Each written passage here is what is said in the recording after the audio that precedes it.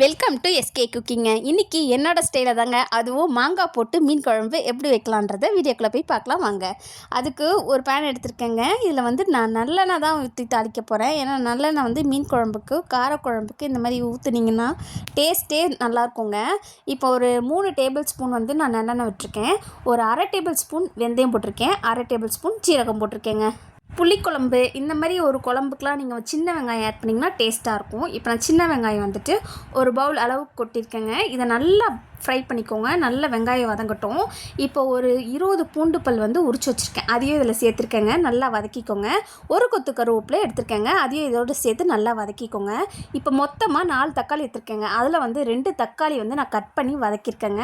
போட்டதுக்கப்புறம் பார்த்திங்கன்னா இதுக்கு தேவையான சால்ட்டு இப்போயே நம்ம ஆட் பண்ணிக்கலாம். இப்போ ஒரு பச்சை மிளகாய் இந்த மீன் குழம்புக்கு நான் ஆட் பண்ணியிருக்கேங்க. இப்போ மீதி 2 தக்காளியை வந்து நான் மிக்ஸி ஜாரில் அரைச்சி இதில் சேர்த்துருக்கேங்க. இப்போ நல்லா வதக்கிக்கோங்க. வதக்குனதுக்கப்புறம் பார்த்திங்கன்னா நான் வீட்டில் அரைச்ச குழம்பு மிளகாத்தூள் தாங்க போட போகிறேன். 2 டேபிள் ஸ்பூன் போட போகிறேங்க. 2 டேபிள் ஸ்பூன் மிளகாத்தூள் போட்டேங்க. இப்போ 1 டேபிள் ஸ்பூன் தனியாத்தூள் போட்டிருக்கேங்க. ஒரு 1/4 டேபிள் ஸ்பூன் பெருங்காயத்தூளும் ஒரு 1/4 டேபிள் ஸ்பூன் மஞ்சத்தூளுங்க. இப்போ பார்த்திங்கன்னா நல்லா வதக்கிக்கோங்க. நல்லா ட்ரையாக வரணும். அந்த ட்ரையாக வந்து எண்ணெய் பிரிஞ்சு கொஞ்சம் தெளிஞ்சு வரணுங்க. இந்த ஸ்டேஜில் ஒரு எலுமிச்சப்பழ சைஸ் அளவு நான் புளி எடுத்துருக்கேங்க. சின்ன எலுமிச்சப்பழ சைஸுங்க.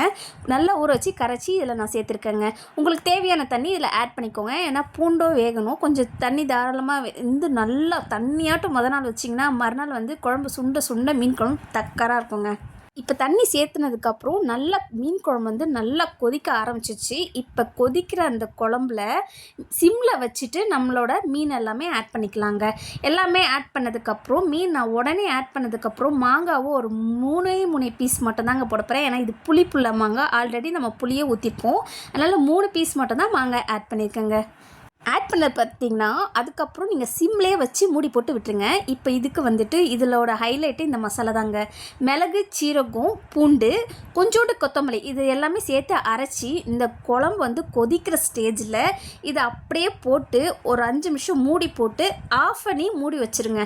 இப்போ பாருங்கள் நம்ம மீன் குழம்பு சூப்பராக ரெடியாக இருக்கும். இப்போ ஓப்பன் பண்ணி கொத்தமல்லி தூவி சுட சுட சாப்பிடல மீன் குழம்பு ஊற்றி சாப்பிட்டிங்கன்னா நம்மளோட மாங்காய் மீன் குழம்பு சூப்பராக ரெடியாக இருக்குங்க. இந்த வீடியோ பிடிச்சிருந்தா லைக் பண்ணுங்கள், ஷேர் பண்ணுங்கள், கமெண்ட் பண்ணுங்கள், சப்ஸ்கிரைப் பண்ணுங்கள், கூடவே பெல் பட்டனை கிளிக் பண்ணுங்கள்.